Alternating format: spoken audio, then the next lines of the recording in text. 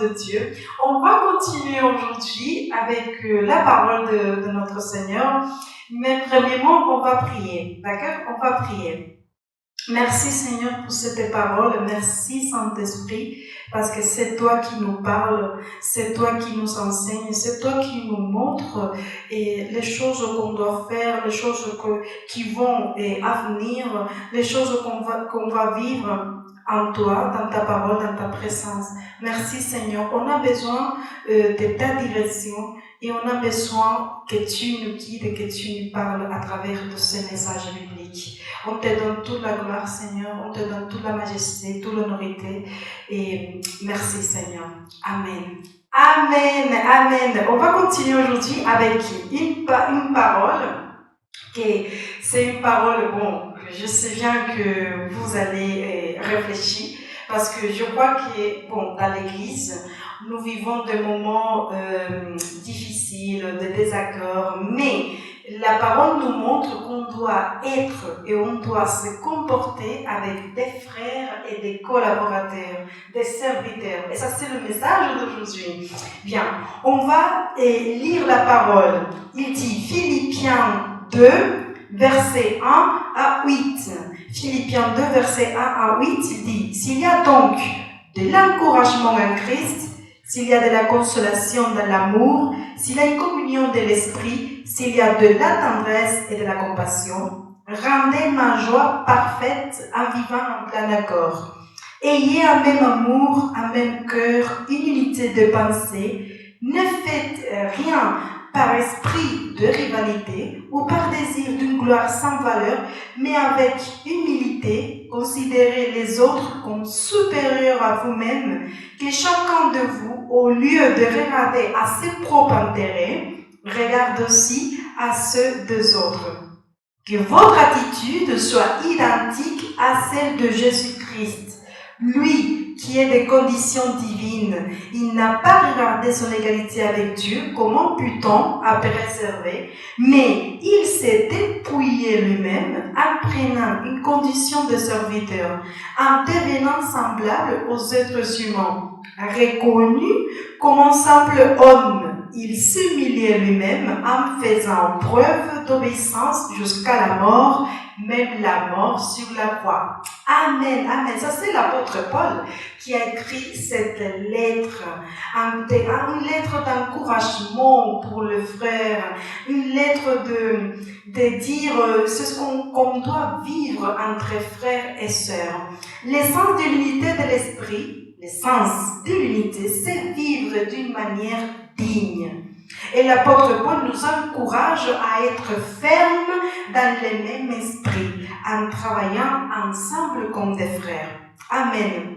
L'église de Philippiens présentait quelques problèmes comme le découragement et les désaccords. Paul a jugé nécessaire à travers de cette lettre d'exhorter et d'enseigner la joie, l'humilité, les services et la valeur suprême de la connaissance du Christ, même au milieu de ces circonstances. Et ça, c'est une chose que ce n'est pas seulement l'église de Philippiens. Je crois que dans toutes les églises, il y a des problèmes, il y a des désaccords. Mais qu'elle nous enseigne la parole, qu'elle nous enseigne, qu'elle nous montre l'apôtre Paul ici, qu'on doit conduire, on doit se conduire avec la joie et l'humilité. Ça, c'est une chose importante, l'humilité. Il y a des moments que où nous pouvons vivre ces situations difficiles, mais nous ne devons pas perdre le courage. Nous ne devons pas perdre le courage. On va lire un moment le verset 2. Qu'est-ce que dit le verset 2? Rendez ma joie parfaite en vivant en plein accord. Ayez un même amour, un même cœur et une unité de pensée. Et ça c'est une chose que même Jésus-Christ, avant de partir, avant d'être crucifié et dans son rêve, quand il était en priant, il disait au Père qu'il soit dans le même sentiment, qu'il soit dans la même pensée, également comme toi et moi, nous sommes un. Nous sommes un. Et ça, c'est le désir de Saint-Esprit. que les frères et sœurs, on peut vivre en plein accord. On peut se mettre en accord et même dans des circonstances difficiles, qu'on peut se réunir et on peut avoir une même direction, qu'on peut avoir une même conduite dans quelques pensées, dans quelques idées, dans quelques créativités, même s'il y a un problème grave, que les frères peuvent être unis dans ces moments. Merci Seigneur. Ça veut dire que nous devons marcher dans les mêmes amours. Parce que si nous ne marchons pas dans les mêmes amours, toutes les choses qu'on fait, ça sert à rien. Ça sert à rien. Ça veut dire, soyons des serviteurs, marchons dans l'intégrité avec courage, force et avec la volonté de servir. Plein de bonté qui nous aide à connaître aussi nos propres limites, nos faiblesses et à agir en conséquence dans la performance et la soumission, dans l'humilité. Ça, c'est la chose importante ici. Le monde, vous savez, le monde ne valorise pas beaucoup l'humilité, mais la Bible nous enseigne néanmoins son point de vue divin, qui consiste à être conscient de nos faiblesses humaines et à être toujours prêt à donner le crédit à Dieu. Ça, c'est l'humilité. Bien, on va lire un instant 1 Pierre 5:5. Il dit, de même, vous qui êtes jeunes, soumettez-vous aux anciens et vous, soumettant tous les uns aux autres, revêtez-vous d'humilité, car Dieu s'oppose aux orgueilleux, mais il fait grâce aux humbles. Ça veut dire qu'il y a un désir ici dans Pierre, qu'on doit se soumettre les uns aux autres, même dans le mariage. Et ça, c'est le mot-clé. Même pour nous, que nous sommes des femmes, que nous sommes, évidemment, nous sommes mariés, que nous avons notre époux, notre mari, on doit se soumettre à lui. Parce que ça, c'est le désir de notre Seigneur. Ça, c'est le désir qu'on doit être dans le même, on doit se conduire dans le même amour, dans le même esprit, dans la même unité. Parce que ça, c'est l'Église. L'Église doit marcher dans un sang, dans une unité, dans un même pensée. Ça, c'est le désir de notre Seigneur.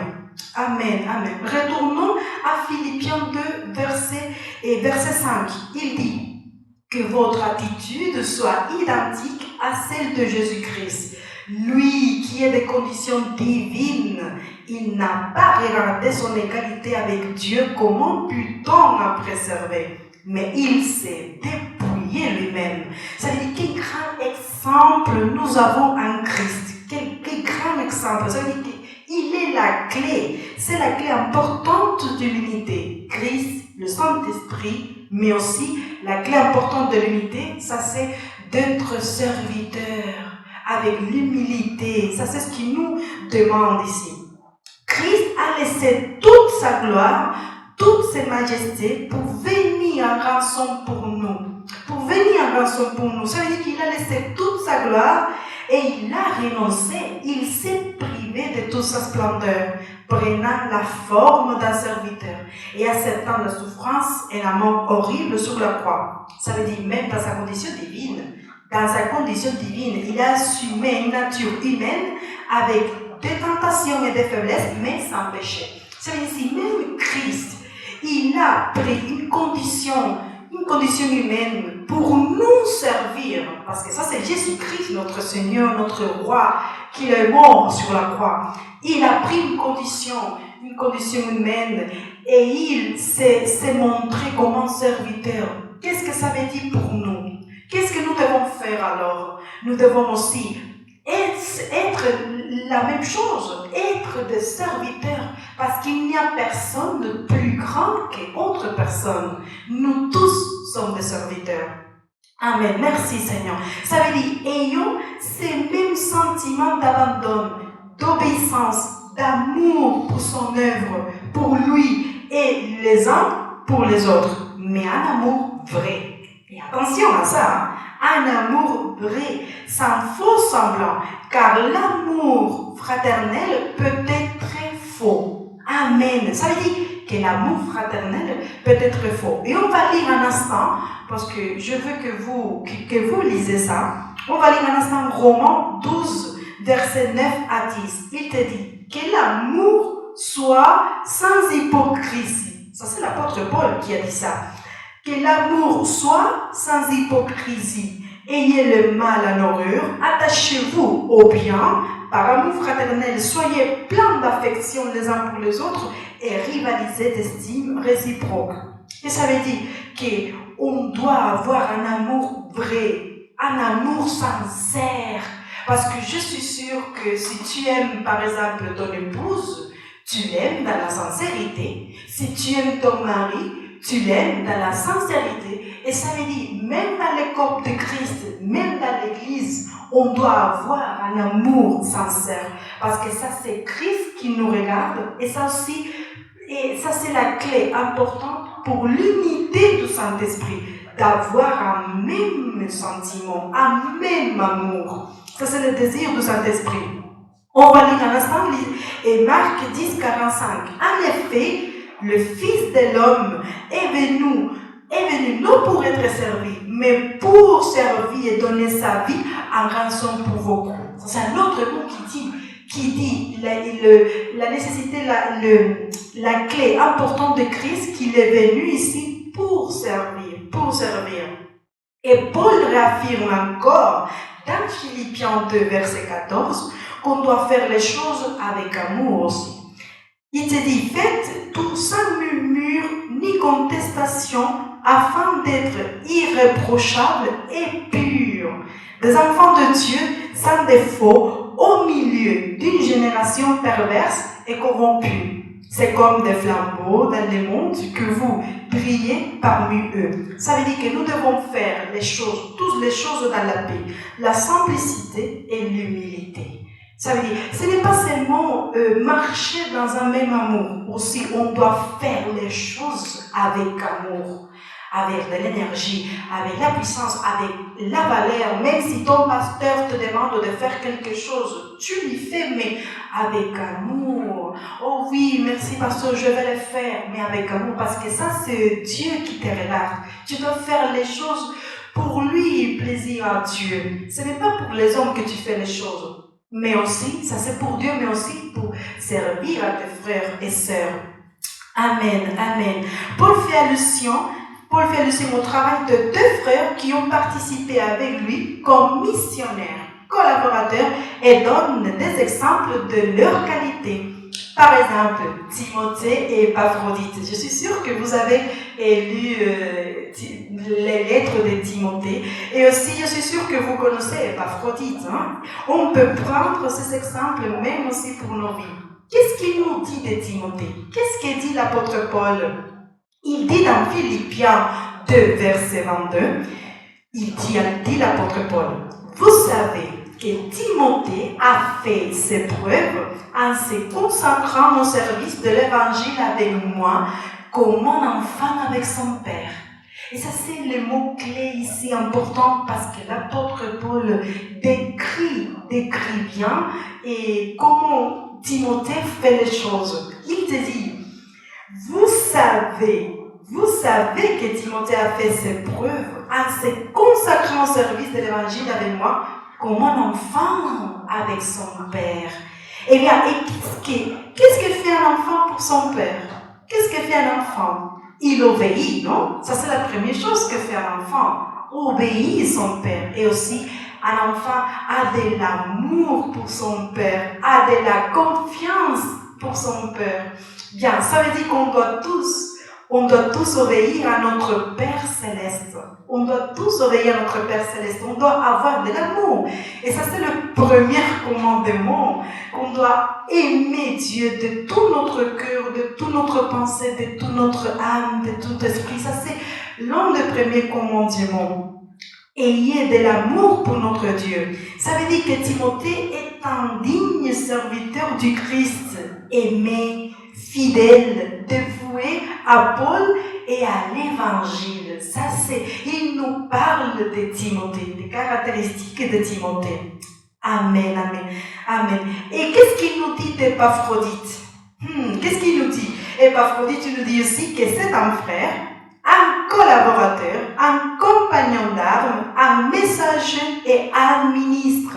On va lire un instant le Philippiens 2, verset 25. Il dit, Je sais pendant l'estimé nécessaire de vous renvoyer mon frère Épaphrodite, mon collaborateur et mon compagnon de combat, que vous aviez envoyé afin de pourvoir à mes besoins. Amen. Ça veut dire que Épaphrodite s'est dévoué à l'œuvre du Christ, risquant complètement sa vie. On peut voir que ce n'est pas seulement Timothée. Il y avait un autre frère avec Paul, même en risquant sa propre vie. Et ça, c'est le défi que je te donne pour cette semaine. Combien tu aimes? Quelle est la quantité exactement? La quantité de comment tu aimes ton frère. Combien tu l'aimes? Combien tu l'aimes? Combien tu es disposé à faire, à l'aider, à démontrer même avec l'amour, même en le soutenant, jusqu'à quel point tu t'es disposé pour ton frère et pour ta sœur. Parce que ça, c'est Dieu qui regarde nos cœurs. À la fin, c'est Dieu. Et il va voir si tu as vraiment un amour sincère, si tu vraiment t'es dévoué pour l'œuvre de Christ. Amen. Mais on doit faire tous partie de ça. On doit nous conduire de la même manière que Timothée et Épaphrodite. Merci Seigneur. Amen. Amen. Ça veut dire que, mais l'apôtre Paul dit une chose intéressante dans le verset 21 qui dit: on tous en effet cherchent leur propre intérêt et non ceux de Jésus-Christ. Et non ceux de Jésus-Christ. Ça veut dire on peut voir qu'il y a des personnes que Paul mentionne, qui cherchent leur propre intérêt, leur prestige, leur confort. Et Paul dit ce qui est vraiment dans leur cœur. Paul montre ce qu'il y a vraiment dans les cœurs de ses frères, qu'ils cherchent seulement son propre intérêt, qu'ils cherchent sa vie, ils font les choses seulement pour sa vie. Ils ne font rien pour l'Église. Ils ne font rien pour les frères et sœurs. Ils ne font rien pour son pasteur. Ils ne font rien. Ah non, je suis ici, confortable. Je viens seulement le dimanche et je fais seulement ce qui me prend le dimanche. Ah, je viens ici, je m'assois, j'écoute la parole et je m'en vais. Je m'en vais chez moi. Et ça, c'est tout. Mais non. On doit se conduire comme un serviteur. On doit faire des connaissances avec des autres frères. On doit se montrer pour aider des autres frères. Ah, est-ce que tu veux l'aide? Est-ce que tu veux qu'est-ce que je peux faire pour aider cette église, ce pasteur? Est-ce que vous voulez vous avez besoin de mon aide? Ça, il y a un intérêt là-bas. Tu dois te montrer intéressant pour les choses de Dieu, pour la maison de Dieu. Ce n'est pas seulement venir le dimanche, écouter la parole et s'en aller. Ce n'est pas tout. Tu dois te montrer, tu dois aussi te connecter avec l'œuvre de Dieu. Tu dois te connecter aux frères et sœurs. Nous sommes tous êtres humains et on a besoin de l'aide et on a besoin les uns les autres. On a besoin les uns les autres. Amen. Merci Seigneur. Il y a un leader aussi qui a été un grand exemple de serviteur en plus que notre Seigneur. Aussi, il y en a beaucoup, mais il y en a un particulier qui a donné son effort et son dévouement aux autres. Par exemple, je sais que vous connaissez l'histoire de Néhémie qui a servi des chansons au roi Artaxerxès, a été prêtre et a coopéré avec Esdras pour apporter un renouveau et une restauration tant spirituelle que matérielle au peuple d'Israël. Regardons Néhémie. Je vais sauter un peu de Nouveau Testament et je vais vous conduire un instant à l'Ancien Testament.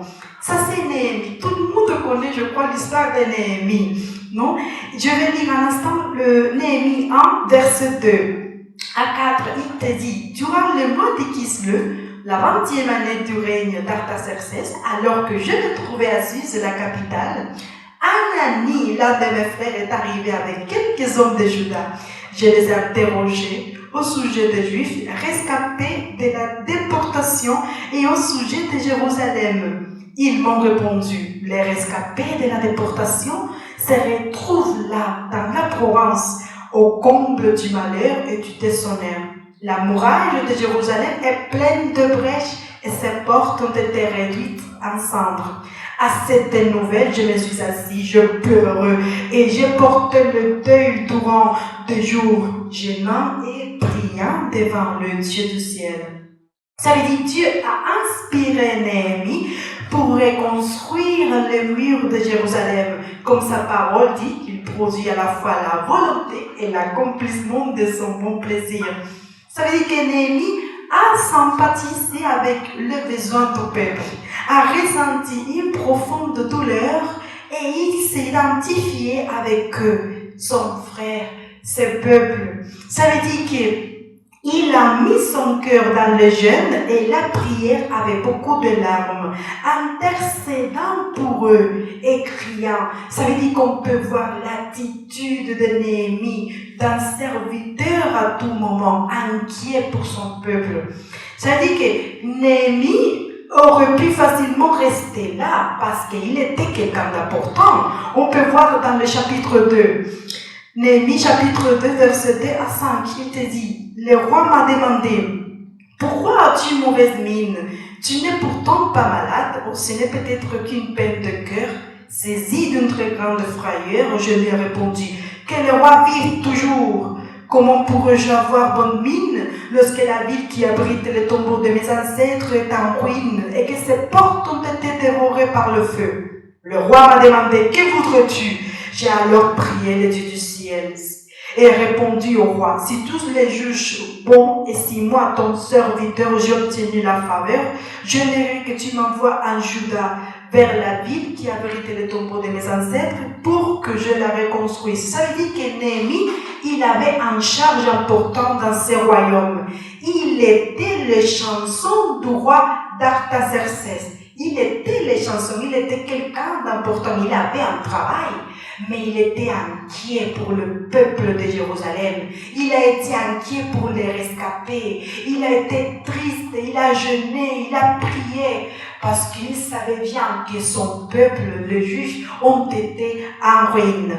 Mais, ça veut dire, ces gens, facilement, Néhémie peut dire, tu sais quoi, ces gens n'apprennent pas. Ces gens sont tout le temps en désobéissance à Dieu. Ils n'obéissent pas, ils ne font pas les choses qu'ils doivent faire et ils ne se conduisent pas bien avec les commandements. Mais au lieu de critiquer le peuple, mais au lieu de détruire, mais au lieu de critiquer, au lieu de dire des choses mauvaises, il a dit non.